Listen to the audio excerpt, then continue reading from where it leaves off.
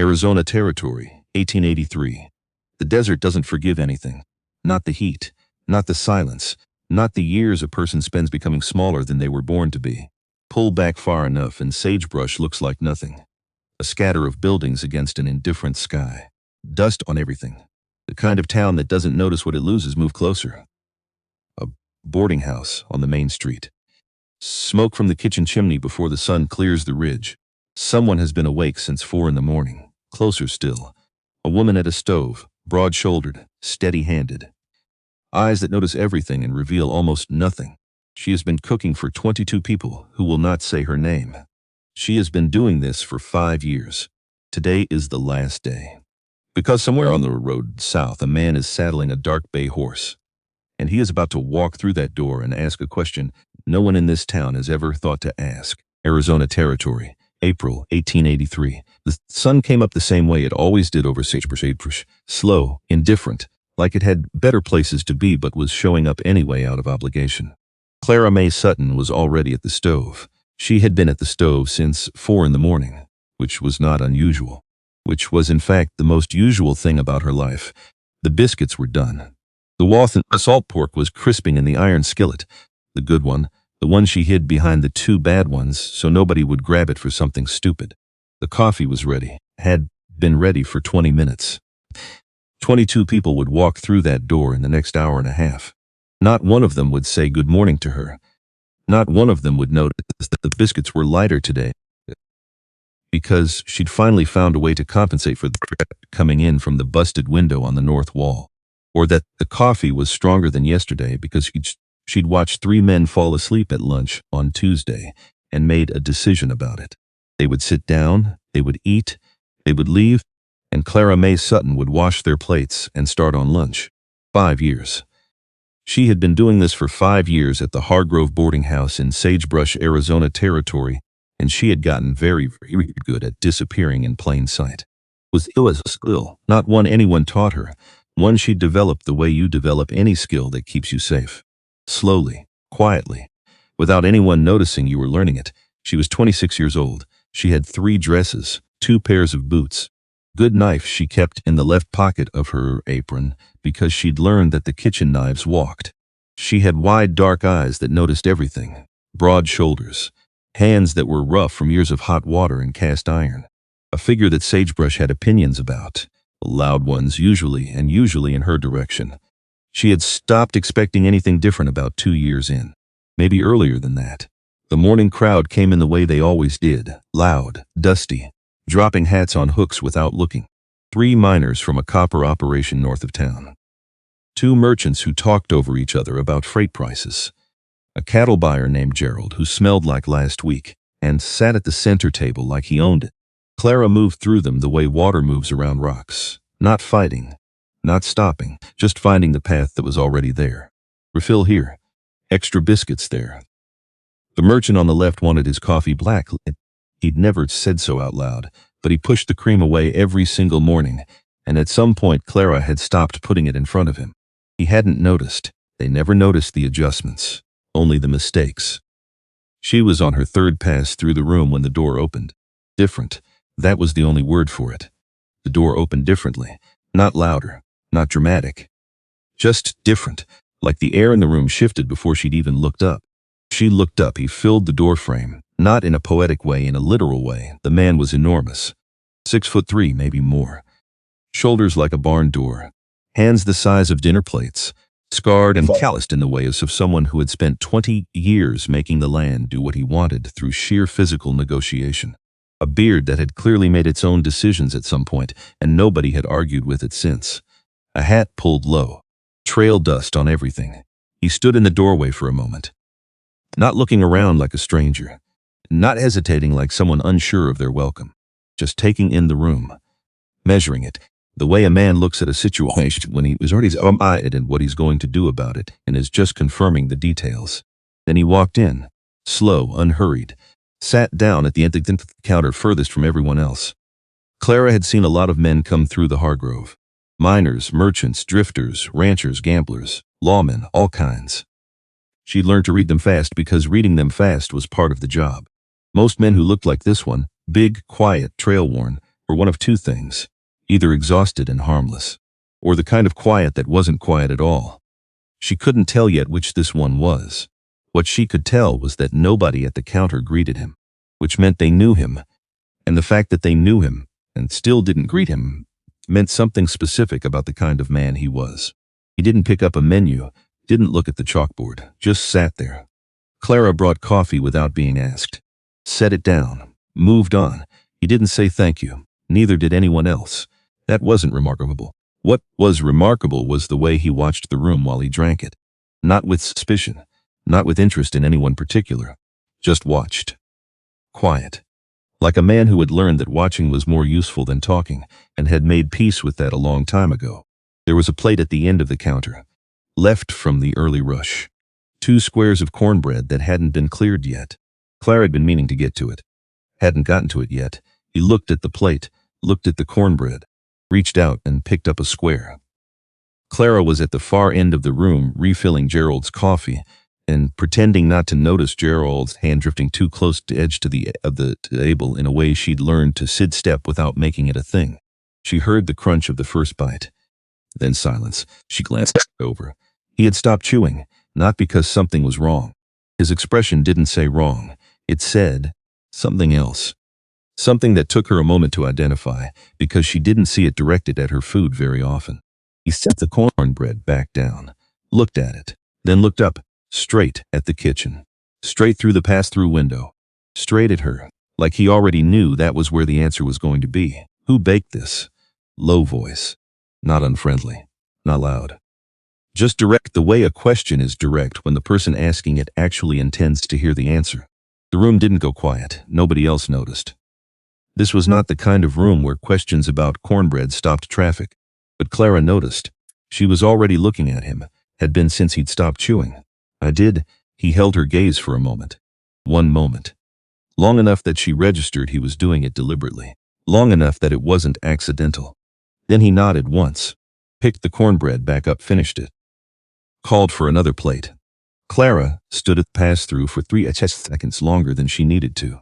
Then she went back to work. She didn't examine why. His name was Boone Whitfield. She learned it the way she learned most things around here.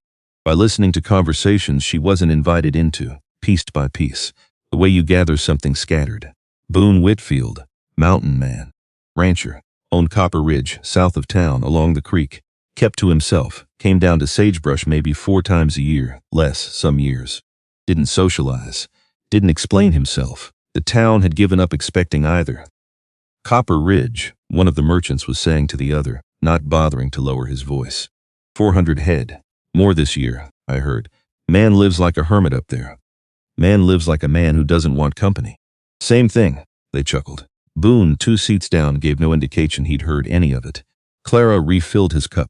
He moved his hand slightly, not dramatically. Just shifted it out of the way so she didn't have to reach around him. It was a small thing. Automatic, probably. The kind of adjustment a person makes without thinking when they've been raised to be aware of the space they take up. Clara had served thousands of meals at this counter. Nobody had ever moved their hand. She refilled his cup. She moved on. She did not think about it for the rest of the morning mostly. The incident with Clint Yarrow happened at supper on the second day. Clint worked one of the mining operations north of town. Big man, loud man. The kind of loud that had been rewarded for so long it had become his default setting. He'd been coming to the Hargrove for 2 years, and in 2 years he had never once said please, or thank you, or looked at Clara, like she was a person he'd decided to see. He was at the center table with 3 other men. Supper rush. Clara was making the rounds with the stew pot, heavy, both hands, threading between chairs without spilling, which was a skill that deserved a medal and received nothing. She set down Clint's bowl. He watched her do it. Then he leaned back in his chair and said something. Loud enough for his table. Loud enough for the next. Loud enough, really, for the whole room if anyone was paying attention. She knew what he said. She'd heard variations of it for most of her adult life. The table laughed. Not all of them, but enough. The way laughter in a group works when people aren't sure something is funny, but they're more afraid of being the one who doesn't laugh. Clara's hands did not shake. Her face did not change. She picked up the pot, moved to the next table. She had been forced to learn, that reacting was worse than not reacting. That in rooms like this, with men like this, dignity was something you protected in private because it was not safe to display in public. She kept moving. She was 2 tables away when she heard the sound of a chair being pushed back. Slow, deliberate, not dramatic, not a scraping screech. Just the sound of something heavy and intentional moving. She didn't look. She kept pouring. The room registered it before she did. The noise level dropped. Not all at once. In a wave, the way something changes in the air, and everyone feels it before they can name it. She made herself look. Boone Whitfield was standing. He hadn't crossed the room to Clint's table. Stood up to his full height from the counter stool, turned slightly toward Clint's table, and let the room adjust to the fact that he was standing. He looked at Clint, that was all. Just looked at him. Apologized to her, not a request, not a question. 4 words in the same low, unhurried voice he'd used to ask about the cornbread. Like the register of his voice didn't have a louder setting and didn't need one. Clint blinked. I heard what you were doing. A pause. Apologize. The silence was complete. Clara had stopped walking. She was standing near the far end of the room with the stew pot in both hands, and she was looking at the wall above the window and not at Boone Whitfield and not Clint Hero, because if she looked at either of, something was going to happen in her face that she couldn't afford in front of a room full of men. She had to serve breakfast tomorrow.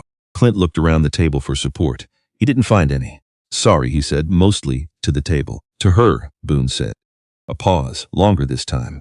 Then Clint turned in his chair, found Clara across the room. Sorry, he said again. Directed actual. Clara looked at him directly, nodded once, then turned and walked back toward the kitchen.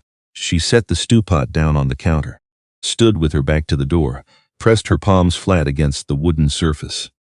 Breathed exactly 10 seconds. Then she picked up the next 2 bowls and walked back out. Boone had sat back down. He was eating his stew. He did not look at her when she came back out. She did not look at him. Neither of them acknowledged that anything had happened.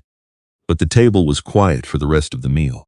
And that night, after the kitchen closed, and the last dish was dried and the last lamp turned low, Clara May Sutton sat in the dark kitchen on the stool she never sat on during service hours, and she stayed there for a while, not crying.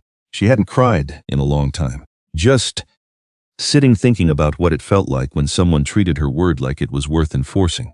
Not a lot, not elaborately, just once. He knocked on the kitchen door. Nobody knocked on the kitchen door. That wasn't a written rule. It was an understood one. The kind of boundary that forms this naturally. Woman never chose it, but made it theirs anyway because they had no better option. The kitchen was Clara's territory. You ordered from outside it. 2 knocks, not loud, not tentative. She turned from the stove, looked at the door, opened it. Boone Whitfield was standing in the doorway with his hat in his hand, leaning against the frame slightly. The posture of a man who understood he was asking permission even without saying the word. Morning, he said. Morning, she said. A pause. I wanted to ask you something. All right. He looked at the kitchen for a moment, not assessing it like he was judging it, more like he was making sure he understood the space before he said what he'd come to say. How long have you been working here? She considered the question, not because it was complicated, because she was trying to understand what it was actually asking. 5 years. He nodded, slowly, like that number confirmed something he'd already suspected. You like it? She set down the wooden spoon she was holding, looked at him fully. I'm good at it, she said. That's not what I asked. Outside, Sagebrush was doing what Sagebrush did every morning. Someone shouting at a mule. A cartwheel on dry ground. The particular noise of a town that was always moving but never quite going anywhere, she said. I don't particularly like it. He nodded again. Like that was the honest answer he'd been waiting for. I've got a ranch south of town, he said. Copper Ridge. 400 head, maybe more by fall. 11 hands. A bunkhouse. A main house. He paused. A kitchen that's been run by whoever was willing to try, which over the last 2 years has been 3 different men. None of them knew what they were doing. She waited. I need a real cook, he said. Someone who can run a kitchen for 11 working men. Plan provisions. Make things stretch. Keep track of what's needed before it runs out. A beat. I've eaten in a lot of boarding houses between here and Tucson. I know the difference between someone who can cook and someone who knows what they're doing." He said it plainly. No embellishment, no performance. Just the plainest version of a true thing. "Why are you telling me this?" she asked. "Because you're the second kind," he said. Clara looked at him. This man. This mountain of a man who had asked, who made the cornbread and had stood up in a dining room and had moved his hand out of the way without being asked. This man who was standing in her kitchen doorway with his hat in his hand like he knew what courtesy actually meant. The people in this town looked at her and saw a certain thing, a certain shape, a certain category. They had assessed her on arrival and filed her accordingly, and the filing had never been revised. "The people in this town," she said, "don't look at me and see a cook." He held her gaze. "I'm not the people in this town." A silence. "You're offering me a job." "I am, based on cornbread." "Based on that," he said, "and a few other things I've noticed." She picked the spoon back up, turned back to the stove. "I'll need to think about it," she said. "That's fair."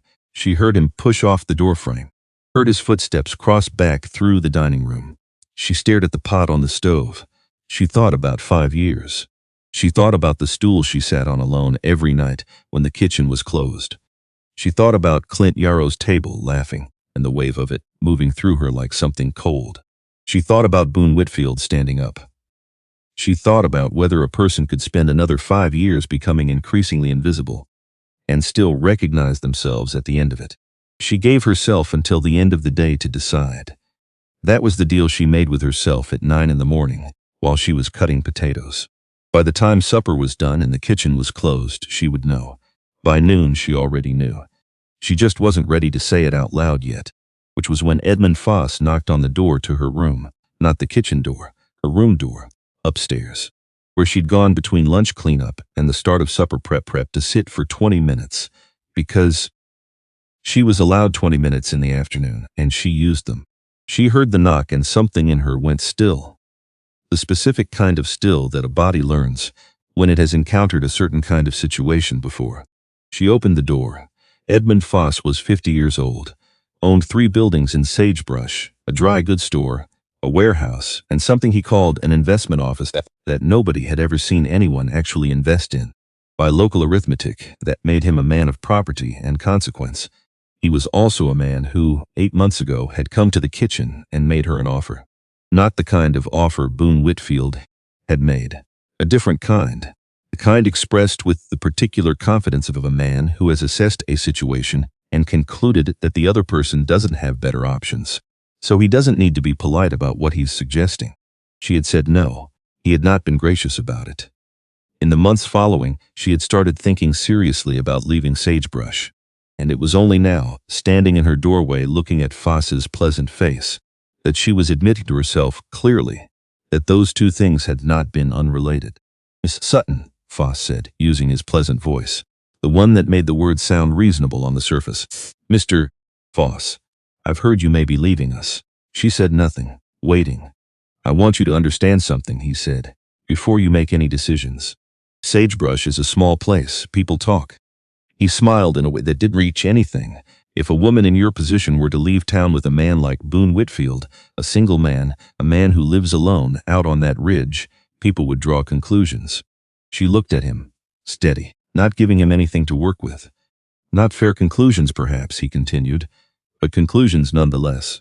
And once a conclusion forms in a place like this, it travels to other towns, to the kind of people who make decisions about who they hire, or who they trust." A pause. "I'd hate for your options to become limited by something that could be avoided." The air in the hallway was very still. Clara understood exactly what he was saying. Not the words, the mechanism. No threat he couldn't deny, no action he'd be responsible for. Just a suggestion. A gentle, plausible, entirely deniable description of what he could make happen if she chose wrong. She looked at him for a long moment. "Thank you for being direct, Mr. Foss," she said. Then she closed the door. She stood in her room. She looked at the 3 dresses hanging on the hook behind the door. Everything she'd accumulated in 5 years of living in a boarding house and cooking for people who ate her food and never learned her name. She sat down on the edge of the bed. She thought about what Foss had said, about the fact that he'd said it at all. which meant he knew she was considering leaving, which meant someone had seen her talking to Boone, which meant Sagebrush had already been paying more attention to her today than it had in the previous 5 years combined. She thought about what would happen if she stayed. More of this, more invisible. More of Clint Yarrow's table, and the wave of laughter, and the 10 seconds of breathing with her palms flat against the counter. She thought about what Foss could do if she left. Words, that was all he had. Words that traveled fast and landed hard and reshaped how people looked at you. She knew exactly how much damage that could do. She had no illusions about whether it could happen to her. She thought about Boone Whitfield standing up from a counter stool to tell a loud man to apologize. She thought about 2 knocks on a kitchen door. She thought about 5 years and what they had added up to. And she made her decision. 4:30 in the morning. She was already downstairs. But not to cook. She'd told herself she'd leave before the morning rush. Before the room filled up with people who wouldn't notice she was gone. She had 1 bag, canvas, worn at the handles, and it held her 3 dresses, her spare boots, her good knife in its leather wrap, and a small box of things she didn't examine too closely because examining them would take time she didn't have. She came down to find the night cook. Old, thin, the man who came in before dawn to start the morning fire, and she nodded to him. He nodded back, and neither of them said anything. Because that was the particular understanding between people who are up at 4 in the morning. You don't explain yourself. You just do what you came to do. She went out the back, came around to the front of the Hargrove, walked down the main street, past the dry goods store, past the land office, past the well. She stopped at the edge of the main road where she'd told him she'd be if she came. He was already there. 2 horses. Him on the larger one. A dark bay, steady looking, the kind of horse that had done this particular kind of morning many times and had no complaints about it. The second horse was a pale roan mare, short, calm-eyed. He didn't say good morning. He looked at her bag, looked at her face. Before we go, she said. He waited. There's a man in this town named Foss. He came to my room yesterday. He made clear that if I leave with you, he'll make sure people hear a story about me. A specific kind of story. She held his gaze. I want you to know that before we ride out, because it's going to follow us. Or follow me, more accurately. And you should know what you're riding into. Boone was quiet for a moment. What kind of man goes to a woman's room to threaten her into staying? The kind who was told to and didn't get over it. Another silence.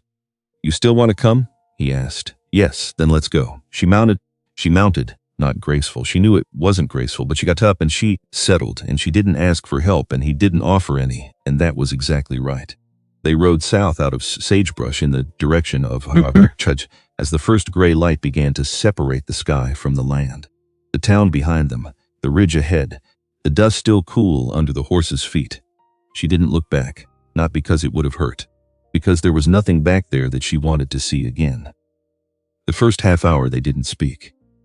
Clara had expected that to feel wrong, like pressure, like a gap that needed filling. It didn't. There was something about the way Boone Whitfield occupied silence. Not fighting it, not filling it, just letting it exist between 2 people the way space exists between 2 things, that made it feel less like absence and more like a kind of agreement. She watched the land change as they rode south.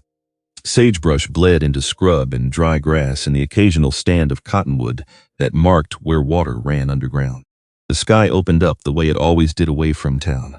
No buildings to cut it into manageable pieces. Just the whole enormous weight of it, blue and relentless, pressing down on everything equally without preference or apologies. She breathed it in. She hadn't realized how long it had been since she'd breathed something that didn't smell like other people's food. You're quiet, Boone said. So are you, she said. Something at the corner of his mouth moved, not a smile exactly, something adjacent to one, like he was keeping it in reserve. Fair enough, he said. They rode on. About 40 minutes out, they crossed a low creek. The land on the other side changed, more intentional. Fence the practical kind, not the decorative kind. Grass grazed in sections. Cattle visible in the middle distance, scattered but substantial. Someone had been managing this land carefully. She could see it in the way the grass was distributed. Not overgrazed, not depleted, rotated. Boone noticed her noticing. What do you think? He asked. You rotate your grazing. I do. Most ranchers around here don't bother. Most ranchers around here are running their land into the ground. He said it without heat, just fact. It'll catch up with them. She nodded slowly. Then the creek. Is it reliable year-round or does it run low in late summer? He glanced at her sideways. Runs low in August. We manage it. You want to account for that print in late summer provisions, she said. When the water drops and the heat holds, men lose more salt. They eat differently. They need heavier meals earlier in the day, lighter at night. And they'll burn through water rations faster than the numbers say they should. Boone was quiet for a moment. I hadn't thought of it that way. Most people think the men are just tired, she said. They're not tired. They're undersalted. He didn't respond immediately. But she saw something shift in the way he sat in the saddle. A small adjustment. The kind a person makes when they've just recalculated something. She looked back at the land ahead. She was good at this. She'd always been good at this. Reading what a kitchen needed before it asked. Anticipating what a table of men needed before they got desperate enough to complain. It was the only kind of competence she'd ever been allowed to own openly. And she'd made it as thorough as she could, because it was the one thing nobody could take from her by making a joke at a table. The main house came into view 10 minutes later. She'd been bracing for rough. Not because she'd thought poorly of him, because she'd learned not to expect comfort from anything she was walking toward. The house was larger than she'd imagined. Not pretending to be something it wasn't, but solid, built with intention rather than just urgency. Wood and stone. A porch that wrapped around one side, a separate bunkhouse behind it. Beyond that, what looked like a smokehouse. The yard between the buildings was not tidy, but it was purposeful. Tools leaning against the bunkhouse wall, a water trough, full and clean. A stack of lumber near the back fence that looked recent. 3 men were visible when they rode in. They stopped what they were doing. She didn't look away. She'd learned a long time ago that looking away first was an invitation for a certain kind of behavior. And she was not willing to issue that invitation. She was about to feed 3 times a day. The tallest one, mid-40s, heavy through the chest, a beard that had clearly made its own decisions. Looked her over in exactly the way she'd expected. Not apologetic. This the new cook, he said. Not to her. This is Miss Clara Sutton, Boone said. His voice was completely even. She'll be running the kitchen. The man, she'd learned his name was Rex Donahue, held her gaze with an expression that was technically not rude, but communicated something adjacent to doubt very efficiently. We tried 3 cooks last year, he said. I know, Boone said. None of them could cook. Miss Sutton can. He dismounted. Rex, put the horses up. The conversation was over. She took note of that and moved on. The kitchen was a disaster. Not the dramatic kind, the subtle kind. The kind that develops when a series of men have each added their own illogical solution to a problem created by the previous man's illogical solution until the whole system becomes a monument to nobody being in charge. Flour stored next to the oil. The oil had leaked at some point, and the shelf beneath it hadn't been cleaned. She could smell the rancidity worked into the wood, which meant everything stored near it had been absorbing it. 3 cast iron skillets, 2 seasoned wrong. One that was the best maintained piece of cookware she'd seen in years. A Dutch oven with a cracked lid held together with a strip of rawhide. Spice tins that hadn't been opened in months, possibly longer. No system, no logic, no sense of how provisions were supposed to flow. She stood in the doorway for 4 minutes. Then she rolled up her sleeves and started. She didn't ask for help, didn't explain what she was doing. Just pulled everything off the shelves and scrubbed every surface, the rancid shelf 3 times, until the smell was something she could work around rather than something that flavored everything near it. By noon, the kitchen was functional. By 1 o'clock, there was lunch on the table, beans with salt pork, fresh bread, coffee that wasn't burned, and dried apple slices from a crate in the back of the pantry that nobody had apparently noticed was there. She rang the bell outside the kitchen door. 11 men came. Rex Donahue sat down last, looked at the bread, picked it up, took a bite, said nothing, but he ate 3 pieces, and Clara, standing at the stove with her back to the room, marked that the way she marked everything. Quietly, precisely, without comment. It was a beginning, not a guarantee, not a welcome, not even, really, a kindness, just a beginning. And she had learned, had been forced to learn, over 5 years of being unseen in a town that had made up its mind about her, before she'd finished unpacking, that beginnings were enough. You didn't need the whole thing. You just needed the first inch of ground. She turned back to the stove. She had dinner to plan. The second week at Copper Ridge, Clara May Sutton made a decision, not a dramatic one, not the kind that announces itself with thunder and consequence. Just a quiet, practical decision made at 4 in the morning while she was calculating how much salt pork was left and how many men she was feeding, and how long 11 working bodies could run on what was currently in the pantry. The answer was, not long enough. So she wrote a list, organized it by category, estimated costs, noted through suppliers in sagebrush worth trusting versus the one who watered down his molasses and called it Grade A. She left it on the kitchen table where Boone would see it. He came in at 6 for coffee, looked at the list. Looked at her. You did this last night? This morning. It's barely past 6. I've been up since 4. He picked up the list, read it the way he read everything.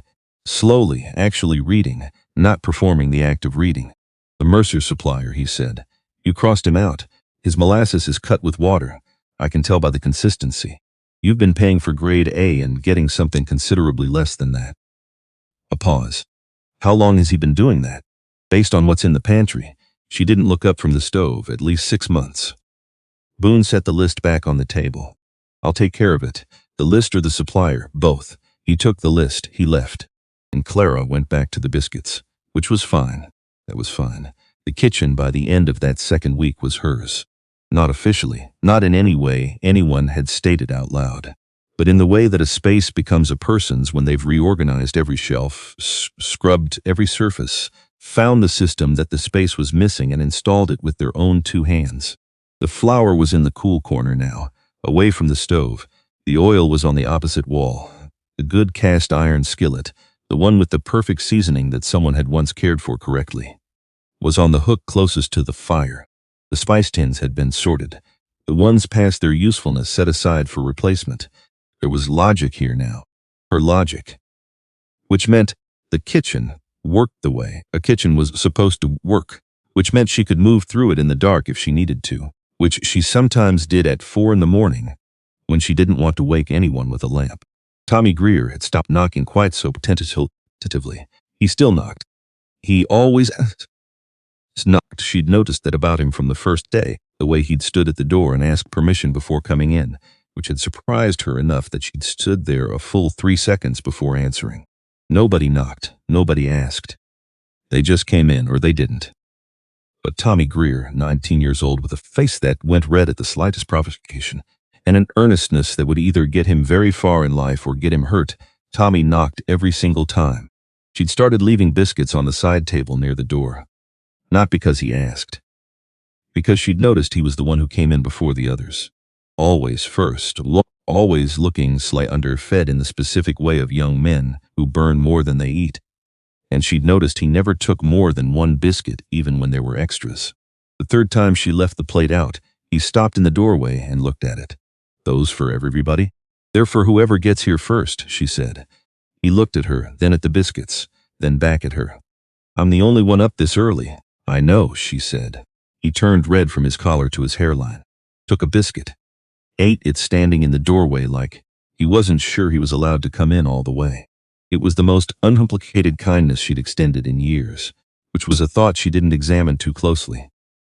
Rex Donahue was a different situation entirely. Rex was 44 years old, built like a tree stump, with opinions about things that had hardened into fact somewhere around age 30 and hadn't been seriously challenged since. He had been at Copper Ridge for 6 years. He knew where everything was. He knew how everything ran. He had survived 3 cooks, 4 different attempts at organization, and a barn fire in the spring of 1881, and he had opinions about all of it.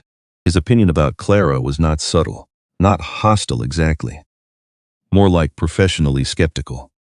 The skepticism of a man who has watched things fail before and has pre-decided this particular thing is also going to fail and is now simply waiting for confirmation. He came into the kitchen the 3rd morning without knocking, which she'd been waiting for.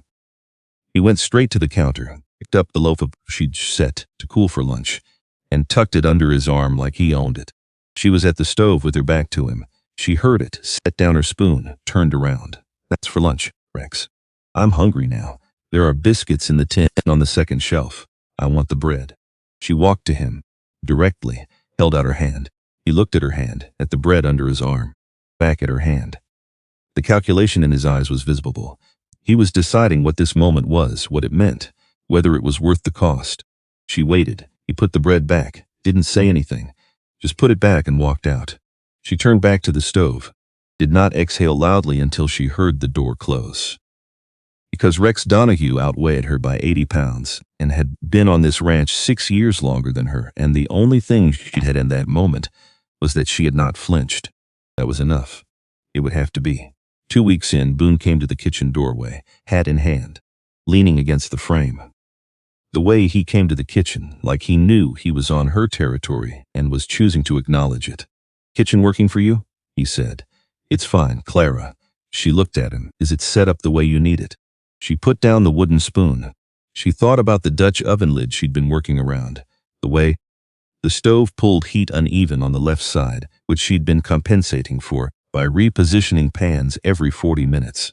The shelf height on the right wall that was 3 inches lower than it should have been for someone her height, which meant she'd been bending slightly all day every day, and her back knew it by evening. The fact that they were almost out of salt and would be critically short by end of next week if the supply order didn't account for it. She told him all of it, not complaining, just listing. Facts, details, the things that needed to be different for the kitchen to run the way a kitchen was supposed to run. He listened, the specific way he listened, fully, actually processing, not waiting for her to finish so he could talk. Just hearing what she said and storing it somewhere that was going to produce action. When she was done, he nodded once. "I'll get the lid replaced. Have one of the men look at the stove. Salt goes on the supply order today." A pause. "Anything else?" She waited for the qualifier. There was always a qualifier. Within reason. Within budget. As long as it's not too much trouble. The soft limitation that told you exactly where the offer actually ended. No qualifier came. "No," she said. "That covers it." He pushed off the doorframe, started to go, then came back. Stepped into the kitchen. The first time he'd actually come fully inside, and set something on the table. A paper-wrapped package. Brown paper. String tied around it. "Came back from the supply run with these.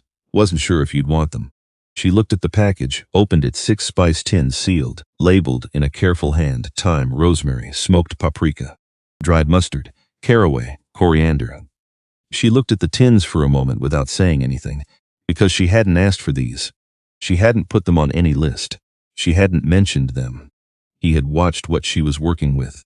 He had seen what was missing, and he had gone out and gotten the things she hadn't even said she needed. "I didn't ask for these," she said. He said, "But I could tell you knew what to do with them." A pause. "Was I wrong?" She looked at the tins. "No," she said. "You weren't wrong." He picked up his hat from the table. "I'll have Rex bring the rest of the supplies in." He turned for the door. "Mr. Whitfield." He stopped. "Thank you." He turned, looked at her, the same steady look she'd noticed from the first morning, the one that didn't slide off her or past her. That stopped and stayed. "Boone." She blinked. "Pardon? Out here we're on a first-name basis. A beat." "Boone." And then he went out. Clara stood alone in the kitchen. 6 spice tins on the table, something in her chest doing a thing she absolutely did not have time for and was not going to name. She picked up the paprika, got back to work. It was around this time that old May Runnels started coming by. She lived about a mile east of the Copper Ridge boundary. Had lived there for years before Boone's father had even filed the water rights, or so people said. She sold dried herbs and tinctures and occasionally advice, though she packaged the advice less obviously than the herbs. She was 68 years old, small and brown, and weathered in the way of someone who had spent decades outdoors and found it agreeable. She came to the kitchen door on a Thursday morning with a bundle of dried rosemary and a look that suggested she already knew more about the current state of Copper Ridge than most people who lived there. "Heard Boone can finally got someone who knows what they're doing," she said.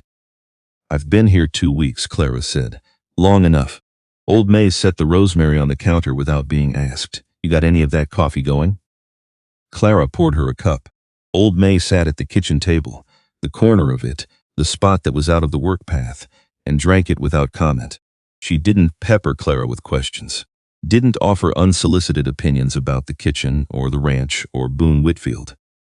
She just sat and drank her coffee and occasionally said something that was either very practical or very perceptive, and Clara found herself answering honestly without planning to. "You've been cooking since you were a girl?" Old May asked at one point. "Since I was 8, Clara said. "Somebody teach you or you figure it out?"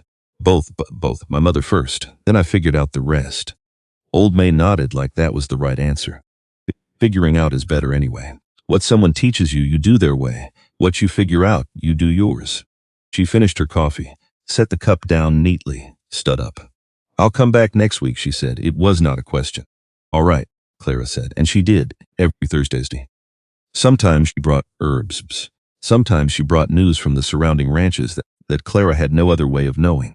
Always, she sat at the corner of the kitchen table and drank exactly 1 cup of coffee and said exactly the things that turned out to matter.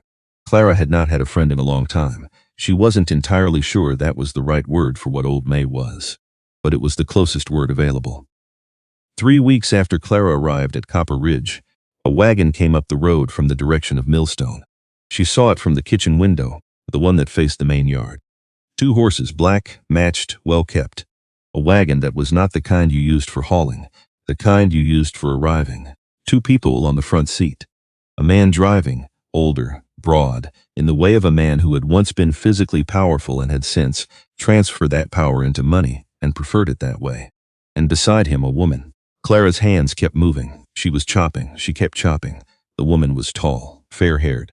Somewhere around 35, her sis herself with killed the particular elegance of someone who had been told since childhood that how they appeared was the most important work they would ever do, and had dedicated themselves to it with genuine skill. Not a bad woman. Clara could see that from the window. That was the problem. She would have preferred a bad woman. She heard Boone on the porch, heard his voice, measured, unhurried. The same register it always was, which told her nothing about how he felt about whoever had just arrived. She heard Rex from somewhere near the bunkhouse say something to Tommy. Tommy said, "Who's that?" Rex said, in the tone of a man delivering information he finds interesting, "That's Harlan Alderton. And his daughter." A pause. "Sylvia Alderton?" Tommy said. "The same." Clara chopped. The knife hit the board. Even strokes. Consistent. Sylvia Alderton. She'd heard the name before. Everyone in this part of the territory had. Harlan Alderton owned more land in Millstone County than anyone except possibly the territorial government, and he had been in a slow-paced, very expensive disagreement with Boone Whitfield about water rights along Copper Creek for the better part of 2 years. And Sylvia Alderton was his daughter, who was currently walking across the yard of Copper Ridge Ranch in a dress that was not the kind you wore if you expected to get dust on it, which meant she hadn't expected to get dust on it, which meant she'd been here before, knew the distance, knew how to dress for the arrival. Clive kept moving. She was fine. This was fine. She had a kitchen to run, 11 men to feed, a Dutch oven with a new lid that had arrived yesterday, and she had not yet had time to properly break in. She was absolutely fine. Sylvia Alderton came into the kitchen that afternoon, just knocked, 2 knocks, light, and then opened the door without waiting for an answer in the specific way of someone who is all welcome in rooms before she arrives and hasn't learned yet that some rooms don't work that way. "Miss Sutton?" she said. Clara turned from the stove. Sylvia Alderton was up close, exactly as presented from a distance. Tall, fair. The kind of composed that comes from practice rather than ease.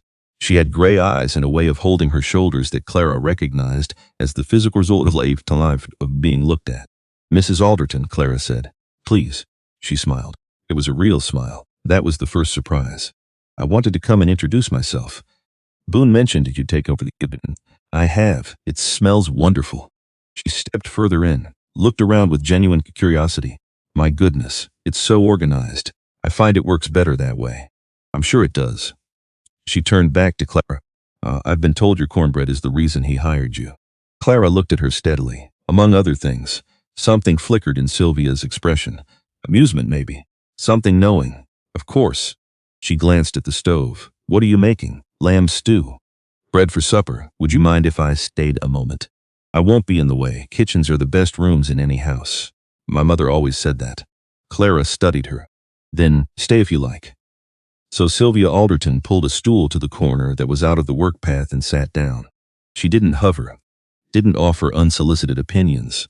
She watched, asked one question about the rosemary, a real question, the kind that comes from someone who actually wants to know the answer. And Clara answered. And for 20 minutes it was almost easy, which was the problem. Because Sylvia Alderton was not the villain in this story. Clara could see that clearly enough. She was a practical woman, making use of what was available to her, same as everyone. Her father wanted the water rights. She was the arrangement, she knew it. She was too perceptive not to know it. And Boone hadn't said no. That was the thing Clara couldn't get past. That evening she heard Rex and Tommy talking outside the kitchen window. Not on purpose. The window was open because the stove made the kitchen an oven by late afternoon, and she needed the air. And the men were near the bunkhouse wall and were not being quiet. Old man Alderton's been pushing this match for 2 years, Rex said. Tommy, Boone knows that though, right? Course he knows. Man's not stupid, so he just hasn't decided. A pause, the sound of something being set down. Something changed, Rex said. Lower now, like he was thinking it through as he said it. Since the cook got here, I don't know what exactly. But something's different. Silence. If I'm reading it right, Rex said, is about to do something that makes no financial sense whatsoever. Another silence. Is that good? Tommy said. Depends on whether you're Harlan Alderton, Rex said, or whether you're. He stopped. Clara didn't hear the rest. Because she stopped listening, she stood at the stove. The stew needed stirring. She didn't stir it. She stood there with the spoon in her hand and the steam rising, and the sound of the kitchen being the only thing in the room for a long moment. Then she stirred the stew, because the stew still needed stirring regardless of anything else, and she was Clara May Sutton. She did not stop doing the work because the inside of her chest was behaving in ways she had not authorized it to behave. That was not how she operated. She kept cooking. The morning Sylvia left was a Tuesday. Clara watched from the kitchen window, not hiding it, just watching. The wagon was loaded. Harlan Alderton shook Boone's hand on the porch with the grip of a man who considers handshakes legally binding. Sylvia stood beside her father with her traveling bag and her composed face. She said something to Boone quietly. Boone said something back. 2 words, maybe 3, not no. Clara couldn't tell. Sylvia nodded, got into the wagon. Boone stood on the porch until the wagon was out of sight, then stood there a moment longer, then came inside. Clara heard his boots on the main room floor, heard them stop outside the kitchen door. She waited. He didn't come in. After a moment she heard him turn, walk toward the study. She stood at the stove, thought about those 2 words, maybe 3, the ones she hadn't heard. All the ways a door can stay open without anyone saying it's open. She pressed her hands flat on the counter, kept working. That was all. 6 weeks after Clara arrived at Copper Ridge, Tommy came back from a supply run to Sagebrush. He'd gone for flour and salt and dried beans. Routine, 2 days there and back. He came through the kitchen door with the full since Clara could tell before he set anything down that something was wrong. Tommy Greer's face was a ledger, open, readable. When he was happy, he was all the way happy. When he was worried, there was no version of him that was also not worried. Right now he was very, very worried.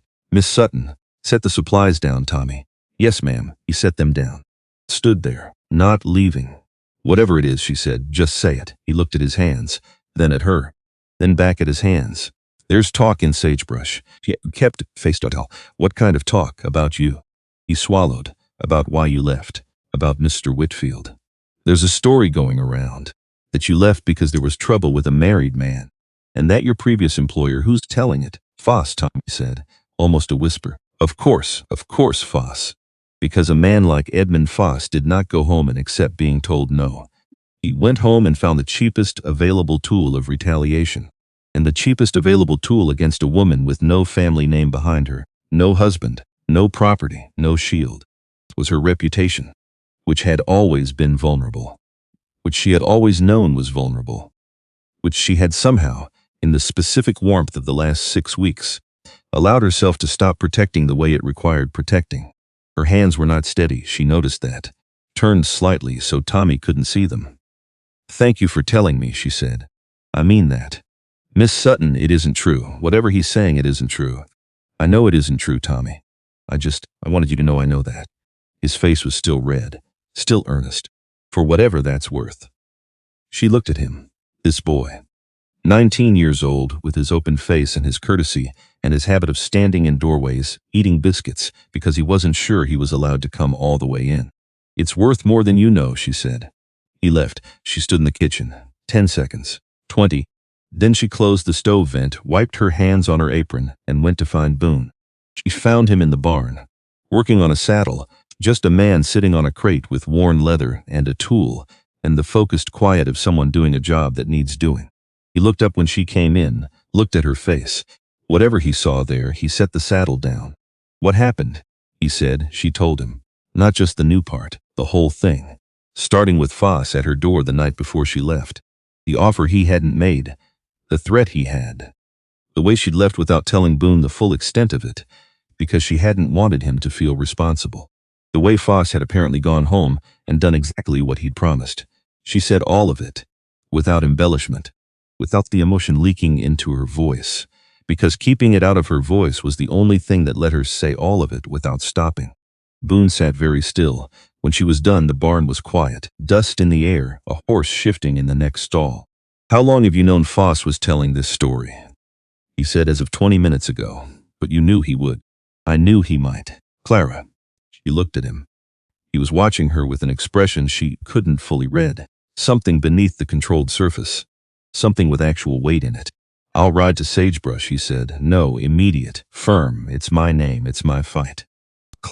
"I will not be the woman whose problem gets handled for her while she stays home and cooks." She held his gaze. "I won't. That's not who I am, and it's not what I need." Silence. "What do you need?" he said. "I need you to stand next to me, not in front of me." "A beat. There's a difference." He looked at her for a long moment, then, "All right. We ride to Sagebrush tomorrow," she said. "Together. I'll talk to Greer at the feed store and to Mrs. Patterson at the dry goods. Those are the two places where this kind of story starts and ends. You can be there, but I do the talking." "All right," he said again. She turned to go. "Clara." She stopped. "What Foss is doing." Voice was different now, quieter. Something underneath the even-managed surface. "What he said to you before you left. What he's doing now." A pause. "It's wrong." "All of it." She didn't turn around. "I know. You've been here 6 weeks. You've built that kitchen from nothing.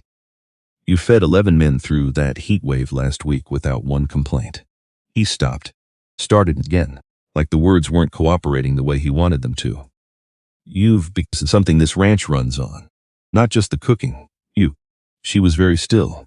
"And Foss is standing in a town 30 miles away saying things about you because you told him no." His jaw was set. "I don't have a lot of patience for that." She turned around. He was looking at her directly. "You shouldn't have to handle this alone," he said. "I know," she said. Quieter, a different kind of quiet. She breathed. "We leave at first light," she said. "I'll have the horses ready." She went back to the kitchen, stood at the counter for a moment, both palms flat on the wooden surface. The kitchen around her kitchen organized her way, with the spice tendons he'd brought back from a supply run because he'd watched what she knew how to do with them. Something large and inconvenient was happening in her chest. Not at all appropriate for a Tuesday evening in early June. She was not going to name it. She picked up the stirring spoon, made supper. The beans were done by 6. The bread came out right. The exact golden crust that required the oven to cooperate, which it did, because she'd finally worked out how to compensate for the left side heat pull by angling the pan 17 degrees and trusting the cast iron to do the rest. 11 men came to the table. Rex Doney ate 2 bowls. He didn't say a word about it, but he did, for the first time, refill his own coffee cup, then refill hers, without being asked, without acknowledging he'd done it. Clara looked at the cup. Small things. She'd been living on small things for a long time. She knew how to read them. What Rex Donahue had just said, without saying a single word, was, "I'm starting to pay a different kind of attention." It was enough for tonight. Tomorrow there was Sagebrush and Foss, and the story she was going to walk into and face down on her own 2 feet with Whitfield standing beside her and not in front of her, which was the only way she was willing to have it. But tonight there was supper, and the bread had come out right, and that for now was enough. They rode to Sagebrush at first light. No conversation. The horses knew the road. The sky was doing that particular Arizona thing it did in early summer, going from black to purple to a thin gray gold that promised heat by 9 and delivered on every promise it made. Clara rode straight. She'd been up since 3. Not because she couldn't sleep, because she'd been thinking. Going through it the way she went through a provision list. Methodically, without sentiment, item by item. What Foss had, what she had, what the 2 stops in Sagebrush would require from her, what she could not afford to show. Weakness, that was the only thing she couldn't afford, not anger. Anger was fuel, not grief. Grief was private. But weakness, the visible kind, the kind that told a room you could be moved, that she could not give Sagebrush. Boone rode beside her, not ahead. She'd noticed that. He could have ridden ahead. He knew this road better, had a longer stride in every measurable way. But he settled into pace with her, matching, beside. She was filing too many things about Boone Whitfield. It was becoming a problem. Not today's problem. She had today's problem already organized. Sagebrush looked exactly the same. She didn't know what she'd expected. For it to change, maybe. But it was the same dust, the same buildings, the same wheel-rutted main street that looked like it had been arguing with the wind since before either of them was born. They tied the horses at the rail near the feed store. Boone looked at her, a question without words. "Feed store first," she said. "Then Mrs. Patterson."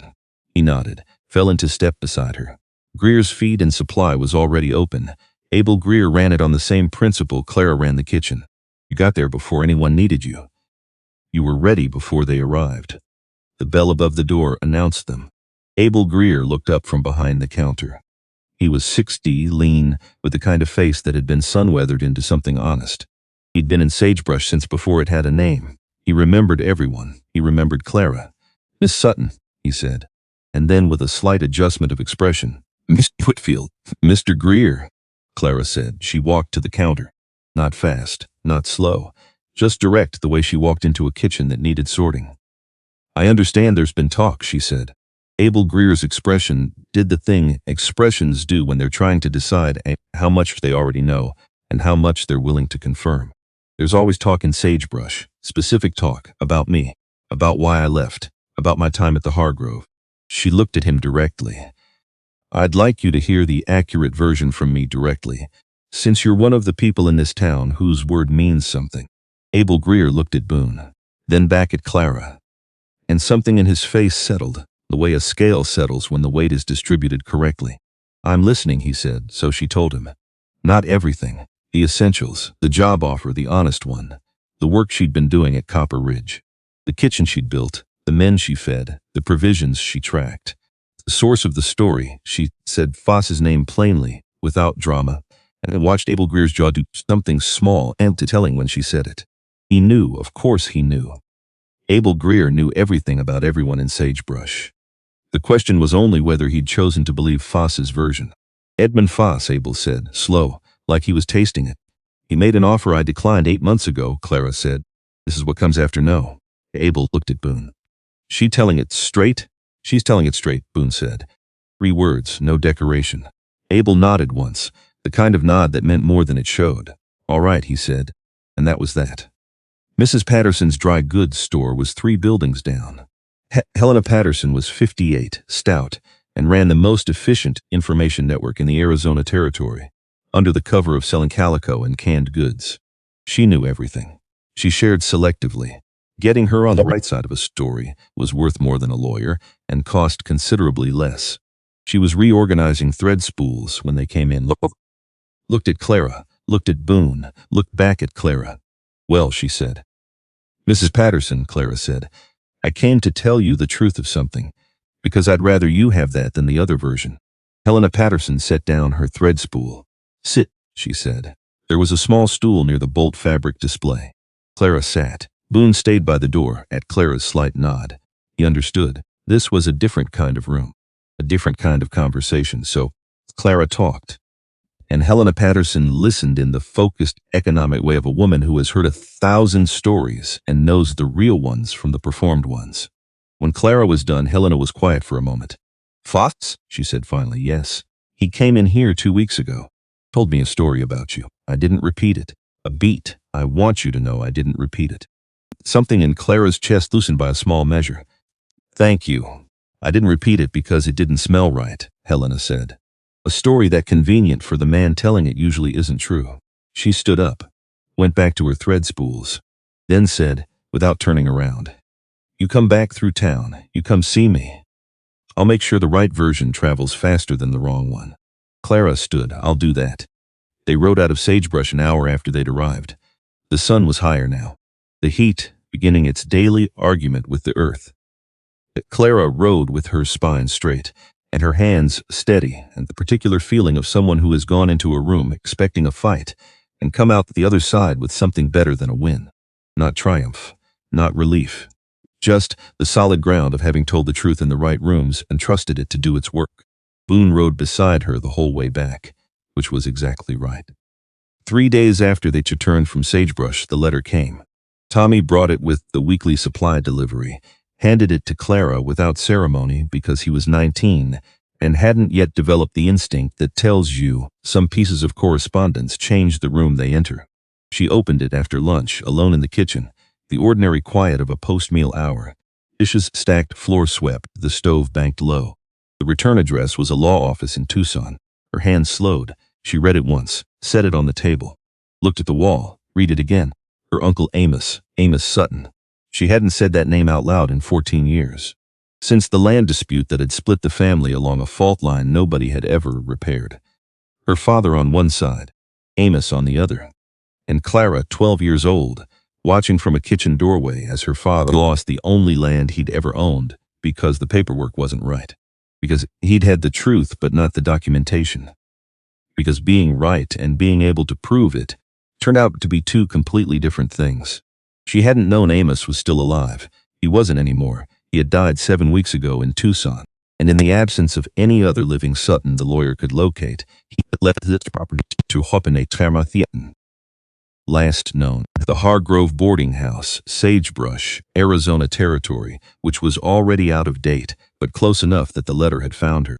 62 acres outside Tucson, clean title, no debt, no liens, hers. She sat down. She hadn't been planning to sit. Her body made the decision before her mind caught up. 62 acres, which meant she had options, real ones, land of her own, title in her own name. The thing her father had lost and spent the rest of his life mourning. Which meant that when she'd told Boone she was staying, not in words, not yet, but in every decision she'd made in the last 6 weeks, she'd been saying it without knowing she had this, without knowing there was an alternative, which changed things, not her answer. She knew that immediately. The answer didn't change, but the nature of the answer changed. Because there was a difference between staying because you have nowhere else to go and staying because you choose to stay. A difference she understood in her bones, even if she'd never had occasion to demonstrate it before. She needed Boone to understand that difference too. She found him in the south pasture, checking the fence line with Rex. She waited at the edge of the grass until Rex saw her and said something quiet to Boone, who turned. He looked at her face, said one word to Rex. Rex walked north without being asked. Boone came to her. She handed him the letter without preamble. He read it. His face did what it did when he was processing, still. Focused, not broadcasting. He handed it back. 62 acres, he said. Yes. Clean title, yes. A pause. He looked at the fence line, then back at her. You could build on that. A woman with clear title in Tucson isn't starting from nothing. I know that. Silence. The wind moved through the dry grass. Somewhere to the south, cattle moved. The ordinary sounds of a working ranch doing its working. Does it change anything? He asked. She looked at him directly. I'm telling you about it. If it changed my answer, I would have just not told you. Something shifted in his expression, quiet, like a door opening inward. Clara, I need you to understand something. She kept her voice level, the voice she used when something mattered enough to say it right. When I'm here, when I stay here, I want you to know it's a choice, not a circumstance, not because I have no other option. A pause. I need you to know the difference. He looked at her for a long moment, the kind of look that had weight, that stayed. I hear you, he said. Do you understand what I'm saying? I understand that your yes is a real yes, he said, and not a necessity. She breathed. That's what I'm saying. He held her gaze. Come back inside, he said quietly. It's getting hot out here. She went back inside. The kitchen was waiting, the way it always was, the next meal, the next thing, the rhythm that asked nothing and accepted everything. She stood at the counter for a moment with both palms flat on the wooden surface. Then she picked up her spoon and got back to work. Because that was what she did. And because For the first time in a very long time, doing it felt like a choice she was making rather than a circumstance she was enduring. That was new. She held on to it carefully, like something that might still be fragile. Section 1, the Copper Ridge Kitchen and Study. Late July 1883. The supply letter from Harlan Alderton's lawyer arrived 4 days after the letter from Tucson. Formal, legal. Cold in the way that legal language is cold, dressed its precision to hide the fact that what it actually said was, "We are going to make this expensive and slow, and we are betting you cannot outlast us." Alderton was claiming prior water rights to the Copper Creek section running along the southern boundary, disputing the 1871 filing on the grounds of a surveying irregularity from 1873. Clara read it at the breakfast table after the men had cleared out. Boone had read it first, refolded it, put it in his shirt pocket, finished his coffee. She'd watched his face do the thing it did when he was managing something beneath the surface. Jaw settled, eyes slightly distant. She waited until they were alone. "Show me the letter," she said. He looked at her, then took it out and handed it across the table. She read it twice, set it down. "The 1873 survey can't override a prior filed deed," she said. "My lawyer in Millstone says the same thing." "Then why is Alderton filing?" "Because he can afford to make it complicated," Boone said. "And complicated costs time. And time costs money, and he's betting the math doesn't work in my favor." She thought for a moment. "The 1871 filing. Your father filed it with Millstone County?" "We were incorporated in 1870. Before that it was Pima County Records. The county clerk's office in Millstone will have the original ledger entry." "Not a copy, the original." She looked at the letter again. "That plus testimony from neighboring ranches who've seen your continual water use since 1881 gives you corroboration on 2 independent tracks. Alderton's lawyer can challenge a single document. He can't challenge the county ledger and 3 ranch numbers simultaneously without the judge noticing the effort." Boone was watching her. "How do you know to think like that?" he said. Not a question exactly. More like something he was saying out loud while he worked out the answer himself. "I told you." She folded the letter. "My father lost a land dispute when I was 12. He had the truth. He didn't have the paperwork organized the right way. The court wanted the second thing, not the first." She set the letter on the table. "I paid attention to what he should have done." Outside, Tommy was doing something near the bunkhouse that involved considerable clanging. Rex was shouting at him about it. Ordinary morning sounds that had, somewhere in the last 6 weeks, become the sounds of a place she knew. "Come with me to Millstone," Boone said. She looked at him.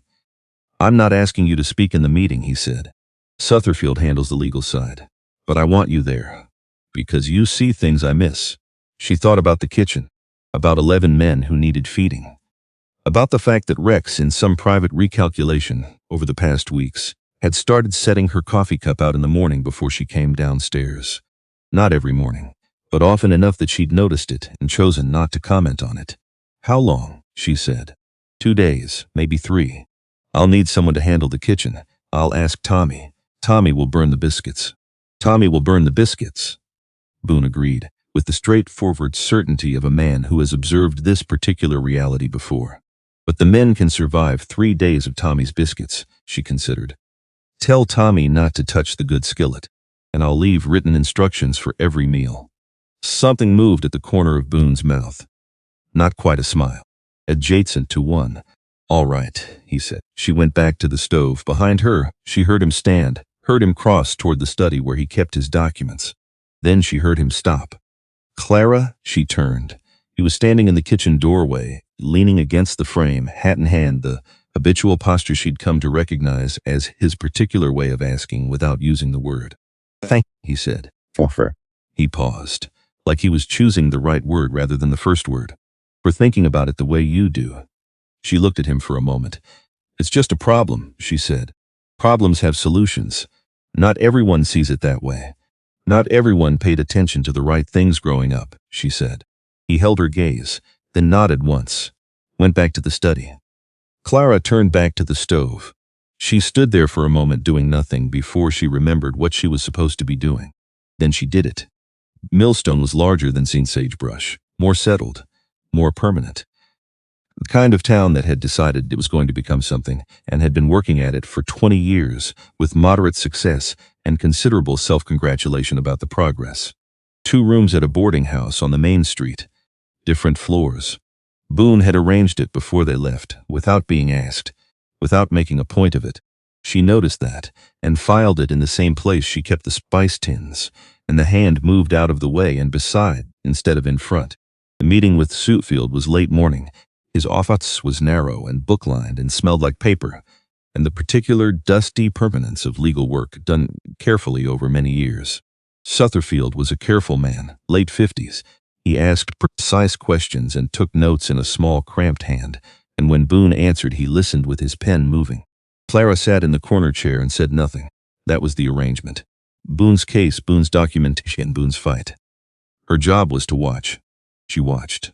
When Sutherfield opened the packet of original documents, the 1871 filing, the survey maps, the chain of title going back to Boone's father, she saw his shoulders drop by a fraction, a small release. The body's honest response when it sees something better than it expected. His pen slowed. He asked Boone about the surveying irregularity Alderton's lawyer had cited. Boone explained. Sutherfield made a sound, not quite a word, just a sound that was clearly satisfaction, held inside a very tight container. An hour and a half later, they were outside on the main street. The heat was building toward its afternoon peak. Well, Boone said, she'd been organizing her thoughts since Sutherfield's shoulders dropped. The 1871 filing holds, she said. Sutherfield already knows it. He stopped worrying about the document 20 minutes in. Watch how he held it after he finished reading. Like something he could set down rather than something he needed to grip. She looked up the street.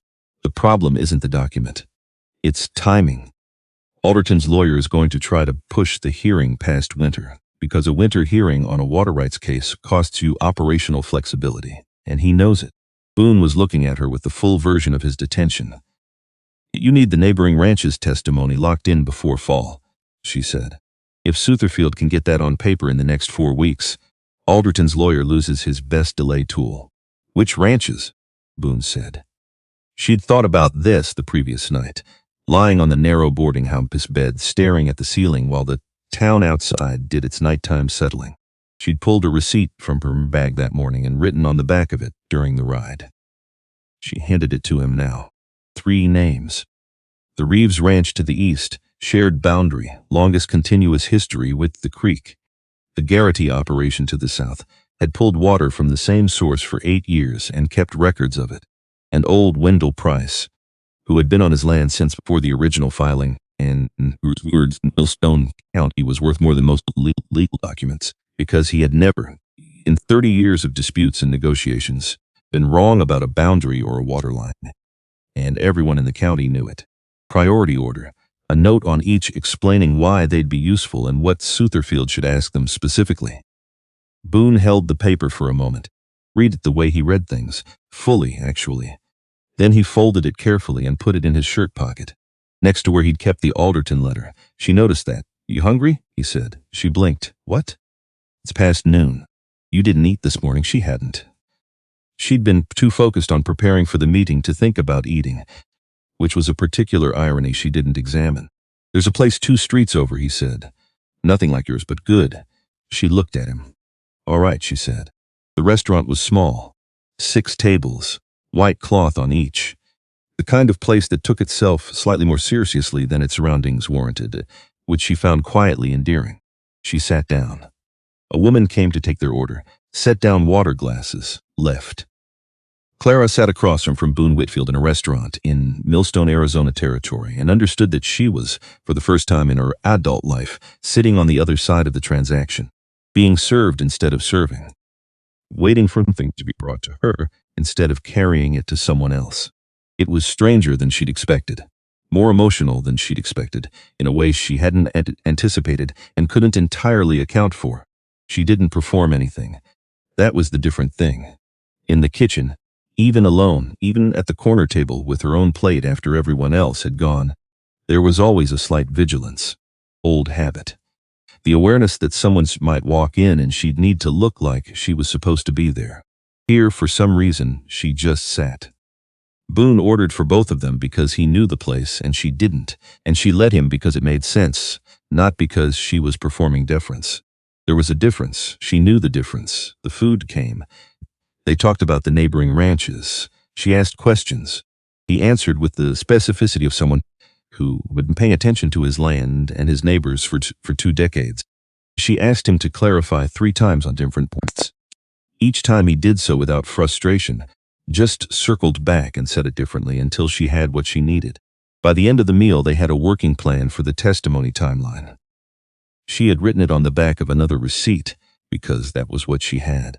She handed it to him. He held it, looked at her. "What?" she said.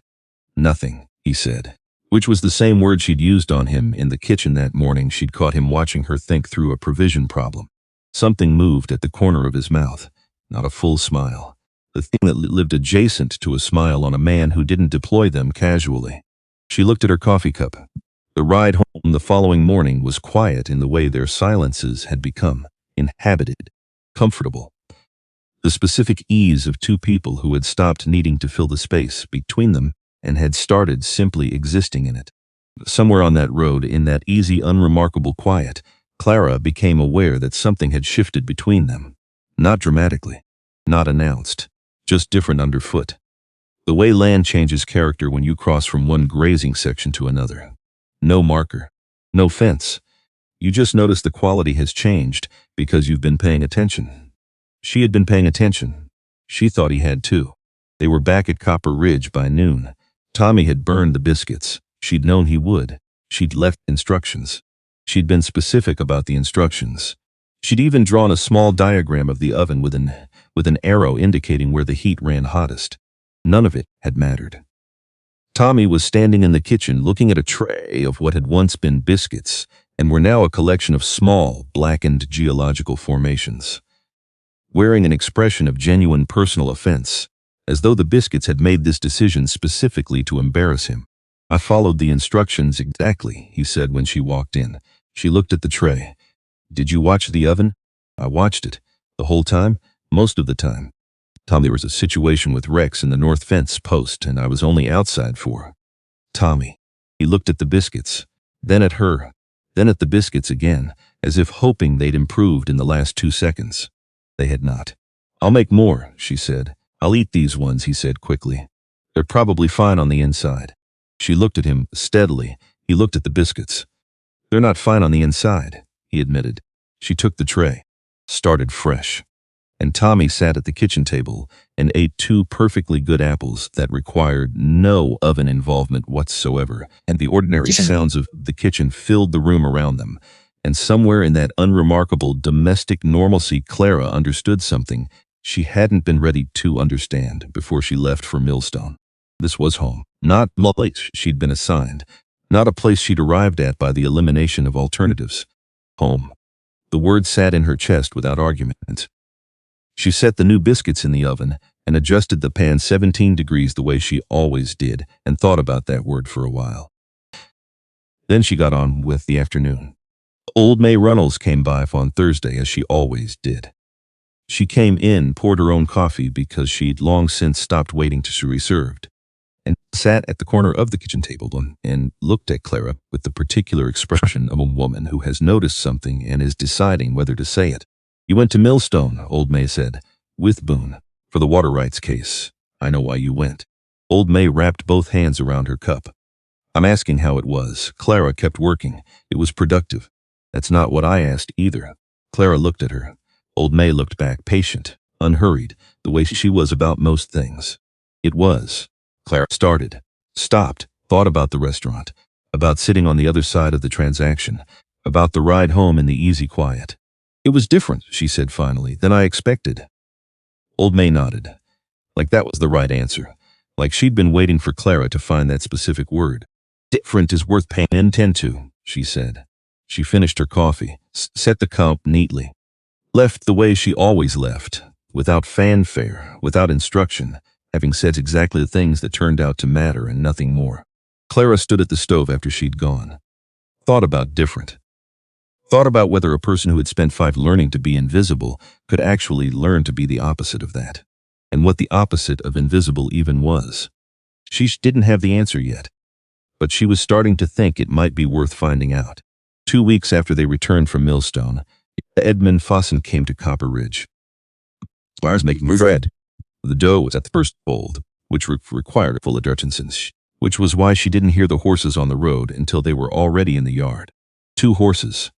She looked up from the dough. Then she heard Boone's voice from the front porch. Flat. Deliberate. The specific register he used when he had to decide something, and was not interested in discussing the decision. What brings you out here, Foss? Not a question. And then a voice she'd heard once in a boarding house hallway on the night she'd decided to leave Sagebrush. I have a matter to discuss with Miss Sutton.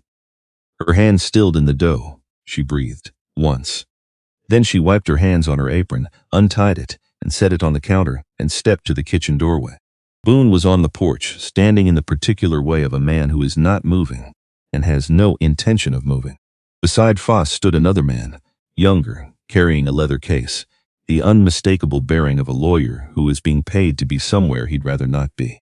Foss was 50 years old, and had the face of a man who had spent 2 decades being accommodated and had somewhere along the way mistaken accommodation for respect. He saw Clara in the doorway, Miss Sutton, pleasantly, like they were encountering each other at a social occasion.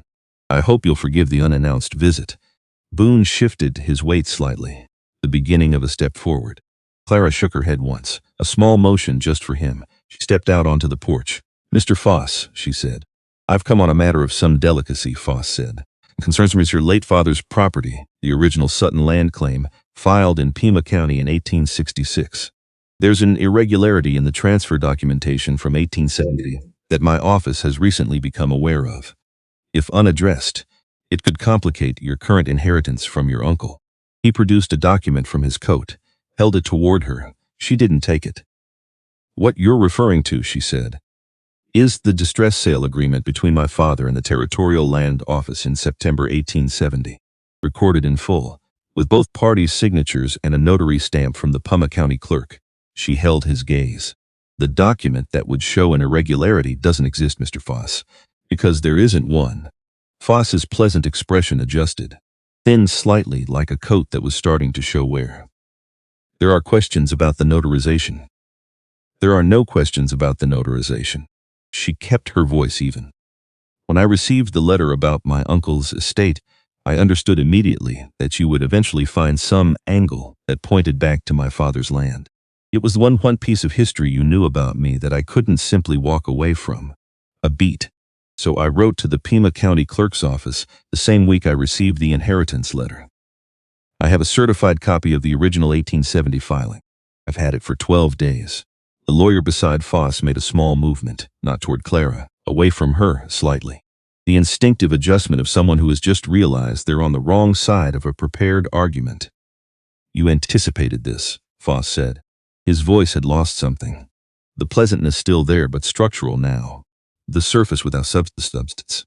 I anticipated the shape of it, she said. When a man like you doesn't get what he wants, he finds the next available angle.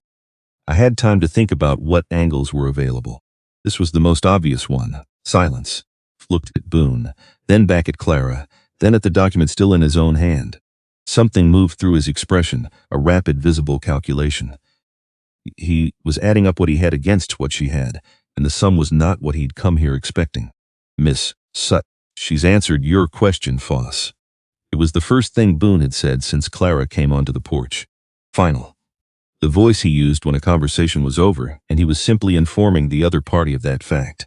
Foss folded the document, returned it to his coat, looked at Clara one more time, not with anger which she might have expected, but with something colder and more calculating than anger.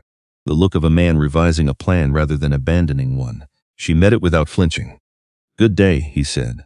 He and the lawyer walked to their horses, mounted, rode out without looking back. The yard was quiet. Rex Donahue was standing near the bunkhouse wall.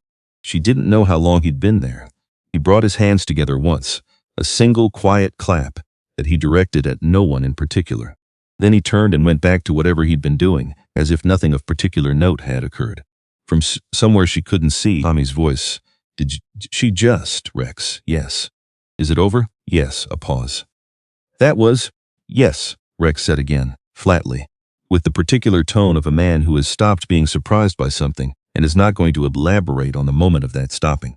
Clara stood on the porch for a moment after Foss's horses disappeared down the road. Then she went back into the kitchen, picked up her apron, tied it back on, returned to the bread dough, which had been sitting long enough that it would need an extra fold to recover. She worked the dough. The kitchen was quiet around her. Outside, the sounds of the ranch resumed, the ordinary movements of men and animals and work that needed doing regardless of who showed up at the front gate. Boone came into the kitchen, not to the doorway, all the way in. He pulled out the chair at the corner of the table, her corner, the one she'd started thinking of as hers, and sat down. He looked at her. "You wrote to the clerk's office the same week you got the inheritance letter," he said. "Yes, before you knew Foss was coming. Before I knew he was coming here.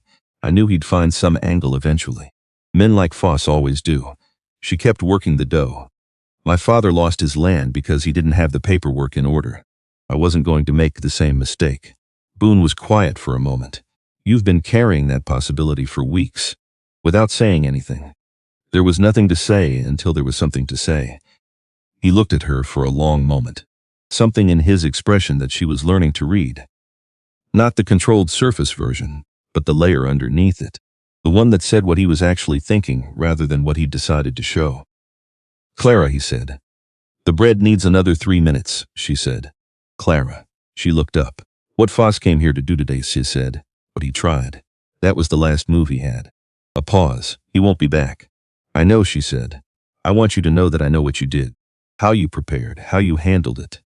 His jaw was set, not tight, just settled. "I've been on this land for 15 years. I've dealt with men trying to take pieces of it for most of that time." He paused again. "Nobody has ever walked out onto my porch and made a man like Foss fold a document and put it back in his coat." She looked at him for a moment. "He'll find another angle." "Let him find it," Boone said. "He'll find you've already thought of it." Clara turned back to the bread. She was not going to let anything show in her face right now. Not in this kitchen in the middle of a Tuesday afternoon with dough on her hands.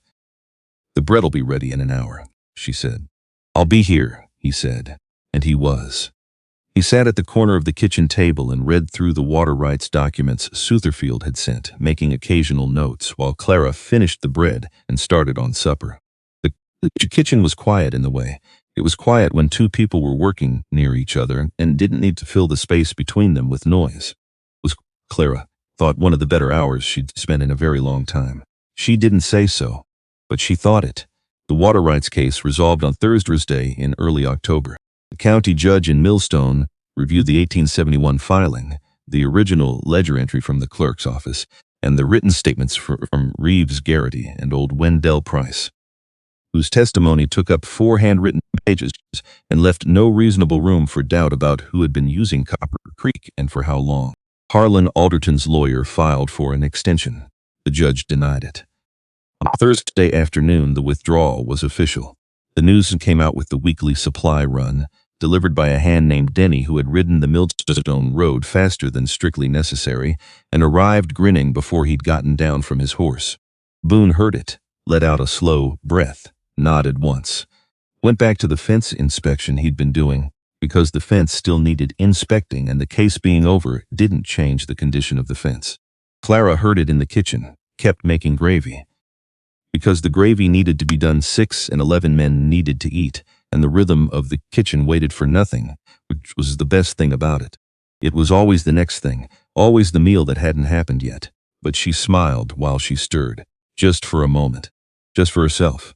That evening, after supper was cleared and the kitchen was clean and the ranch had settled into its nighttime sounds, Boone came to the kitchen doorway, hat off, the way he stood when he wasn't asking for anything specific, just present. Acknowledging the territory, he sat at the table. She sat across from him, not on opposite sides, at the corner, close enough that the conversation didn't require raising voices, far enough that she could look at him clearly without it requiring management. "I want to ask you something," he said. "Something that has nothing to do with the kitchen." She waited. "Stay with me," he said. "Not as my cook." The kitchen was very still around them. Outside the window, a nightbird sang its piece to the dark. The stove banked down to coals. The warm weight of the room that had been hers since the first week she'd reorganized every shelf. She looked at him. "I know the timing," he said. "I know 6 months isn't long. I know You've got reasons to be careful that go back further than sagebrush and further than Foss and further than anything I know about fully. He held her gaze. I'm not asking you to decide tonight. I'm asking you to know it's what I want. And that I'll wait as long as the answer isn't no. She thought about the boarding house in Sagebrush. 5 years of invisible. She thought about 3 dresses on a hook. She thought about a man who had moved his hand out of the way without being asked. Who had stood up from a counter stool for a woman he'd known for 2 days. Who had brought back 6 spice tins wrapped on brown paper because he'd noticed what she knew how to do with them. Who had said beside, and not in front, and meant it. Who had sat at the corner of her kitchen table and let her work while he read, and not needed to fill the silence. I'm not going to make you wait, she said. He looked at her. Yes, she said. See, one word. Complete. The whole answer in it, without any of the qualifications she'd been carrying for 6 months. Boone was quiet for a moment. Then he said, yes, back. Quietly, simply, like he was setting something down that he'd been carrying at a careful angle for a long time, and could finally just put on the table. I have conditions, she said. Something moved at the corner of his mouth. Tell me. The kitchen stays mine. I don't take direction on the cooking from anyone. Not the men, not guests, not anyone. Done. I keep the provision accounts. I track the numbers, make the orders, report to you, but I make the decisions. Done. When I speak, she said, you hear me. Not just in the kitchen, on things that matter. What I notice, what I think, what I see that you might miss. She held his gaze. That continues. He looked at her steadily. Clara, I've been coming to this kitchen every morning for 6 months, specifically to hear what you think. A pause. I believe that answers the condition. She looked at him, and she let the thing she'd been filing and managing, and carefully not naming for 6 months, simply exist. For just a moment, in its full size, which was considerable, which was larger than she'd allowed herself to know until now, which was the exact size of something real. All right, she said. All right, he said. They married on a Saturday in late November, the front room of Copper Ridge. Sutherfield came up from Millstone because he was the nearest man with the relevant authority, and Boone trusted, and because Suze had Field clutched outline a legal strategy on the back of a brought receipt, and had written to Boone afterward that her instincts were worth more than most attorneys he knew. All 11 ranch hands were present. Clara wore the best of her 3 dresses, not a wedding dress. She hadn't wanted the performance of something she didn't mean. When she'd told Boone that, he'd said only wear what you want, and that had been exactly right, and it had made her quietly and completely certain in the way that only the precisely correct answer can make a person certain. Old May Runnels stood in the front row. Nobody had sent her a formal invitation. She'd appeared at the kitchen door at dawn with a bundle of dried sage and rosemary tied with hoops of red string, and a look on her face that said she had seen this coming from considerably further away than anyone else on the property, and was not surprised by any of it. She'd arranged the herbs on the mantelpiece without being asked, and taken her place in the front row, and dared anyone, with a glance, to suggest she didn't belong there. Nobody suggested it. Tommy Greer cried. He stood very straight with his jaw set, and his hands clasped in front of him with the determined posture of a young man who has made an internal decision about not crying, and is discovering in real time that the decision was optimistic. His face traveled from pink to red to something in the general vicinity of magenta. He breathed very carefully through his nose. It did not help. At one point, Rex, standing 3 feet away, glanced sideways at Tommy and then looked at the ceiling and then looked back at the front of the room with the expression of a man performing an act of deliberate visual mercy. Rex Donahue himself stood at the back with his hat in both hands. He had the look of a man who had several months quietly and privately revising a significant number of his earlier assessments, and is not planning to announce any of the revisions, but has arrived at a different position than where he started and knows it. Sutherfield said the words. They said the words back. When it was done, Boone looked at Clara just for her, the full version of his attention undivided. For what? For trusting me with it, he said. With you, a beat? I know what that cost. She looked at him. He did. He did know. She could see that he did. That he'd been paying the kind of attention that made knowledge of that specific thing possible. Not assumed, actually understood. It didn't cost as much as I thought it would, she said. He reached up, touched her face. One hand. Briefly. with the specific gentleness of a man who is always aware of the size of his own hands and adjusts accordingly. Then he turned to the room. "There's food," he said, because of course there was. Clara had been in the kitchen since 5 that morning, which was not unusual. Which was, in fact, exactly usual, except that this morning she'd been cooking for herself as much as for anyone's, making these meals she would have wanted, rather than calculating what 11 working men needed, and then making that. There was a difference. She'd discovered it only recently, and was still getting used to it. Rex ate 3 plates. He ate them without comment, which was his way. Then he crossed to where Clara was standing near the sideboard and looked at her directly and said it was the finest meal he'd had on this ranch in 6 years. It cost him something visible. She could see the cost in the deliberateness of the words, in the way he'd decided to say them anyway. She received it with a nod that cost her nothing. Because she had stopped being his approval sometime around the morning, she'd taken the bread back from his hands and he'd let her. What he was offering now wasn't approval. It was something else, something that had been building slowly and without announcement for 6 months, and had simply arrived at the point where it needed to be said. She accepted it for what it was. Tommy told everyone within earshot that he'd known from the beginning. Rex told Tommy that he had not known from the beginning, and that claiming otherwise was a revision of history that nobody present was going to validate. Tommy said he'd had a feeling. Rex said a feeling was not the same as knowing. Clara listened to this exchange from across the room and felt something in her chest that she recognized after a moment as happiness. Plain and uncomplicated, she let it stay. So to 62 acres outside Tucson, she'd put in both their names the following week. Boone hadn't asked her to. She did it because it was the right shape for what they were building. Not 2 things existing in parallel, not his and hers running alongside each other, but one thing with shared weight and shared possibility and a shared stake in what it became. He looked at the documents when she set them on the study desk, read them through. "You didn't have to do this," he said. She sat down across from him. "The land is mine. I want to share it." He looked at her. "Is that the whole reason?" She considered. "The land will appreciate. Tucson is growing.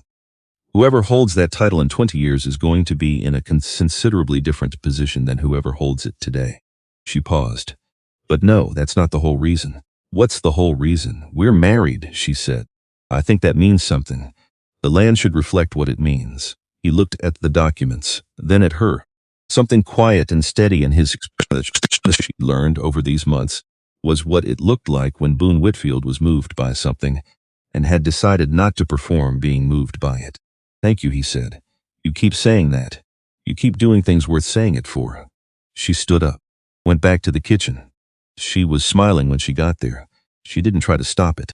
One evening in the fall of the following year, October 1884, the sky doing what it did in Arizona in October, burned from the inside out, orange to purple to a thick star-filled dark that pressed down on everything equally, without preferences, without the particular indifference it had shown on that first morning in Sagebrush when she was already at the stove and nobody was going to notice. Boone came to the kitchen doorway. "Come outside." She dried her hands, followed him. They stood on the back step together. The land spread out in every direction. The south pasture where the grass had come in stronger after last spring's controlled burn, exactly as she'd said it would when she'd noticed the soil composition changing and mentioned it at breakfast one morning, and Boone had listened and adjusted the plan. The creek catching starlight somewhere in the dark. The bunkhouse lit from inside. The muffled sounds of Tommy's laughter at something Rex had said, which meant the armed neutrality between those two had continued its slow evolution into something that looked, from a distance, almost like friendship. She stood beside the man, who had looked at her across a boarding house counter and stayed looking long enough that she'd noticed. Not through her, not past her, at her, like she was the thing being looked at. She looked up at the sky. The same sky it had always been. Large, indifferent to anything as small as a human life's particular difficulties. Completely and without qualification beautiful. She thought about the woman who had stood in a boarding house kitchen for 5 years and learned to be invisible. She thought about the woman standing here now. The same person, changed entirely. Not because the world had revised its opinion. Not because someone had seen fit to rescue her from her circumstances, but because she had refused one decision at a time, one morning at a time, one choice at a time, to keep accepting the smaller life as the only life available. She had walked out a door, she had walked through another one. She had taken the bread back from his hands and not flinched. She had told the truth in 2 rooms in Sagebrush and trusted it to travel. She had written to a county clerk's office and kept the reply for 12 days before she needed it. She had said yes because she meant it, not because she had no alternative. And she had meant it in the full sense. The kind of yes that knows what it's saying yes to, that has looked at the cost and decided the cost is worth it. That comes from a person standing on their own ground, choosing to share it, rather than a person with nowhere else to stand. Boone's hand found hers in the dark. She held it. "You all right?" he said. The same low, unhurried voice that had asked who made the cornbread once in a boarding house in Sagebrush on a morning that had turned out to be different from all the other mornings. "Yes," she said, and she was. Completely. Without the small, careful management the word had required for most of her life. The slight qualification, the held-back piece, the part of the yes that was really just the absence of a better option. Just yes. Full and unguarded and entirely her own. She was Clara May Whitfield. She had fed 1,000 meals to people who looked through her. She had walked out of that life one April morning with 3 dresses and a canvas bag and the specific terrifying hope of a person who has decided finally to stop agreeing with the world's accounting of her worth. And she had built something, not been given something, latitude into something, built with her own hands, in her own kitchen, on her own terms, in the cummy of a man who had understood from the beginning that beside was not the same as behind, and had never once confused the two. The land around them was quiet. The stars were doing what stars did in Arizona, being too numerous to count and not caring about that at all. Boone stood next to her and did not say anything else, because nothing else needed saying, which was, she thought, the best possible thing. She had never been invisible. The world had simply been slow to catch up to what she already knew, and now it had, and she was here. And that was enough. That was more than enough. That was everything.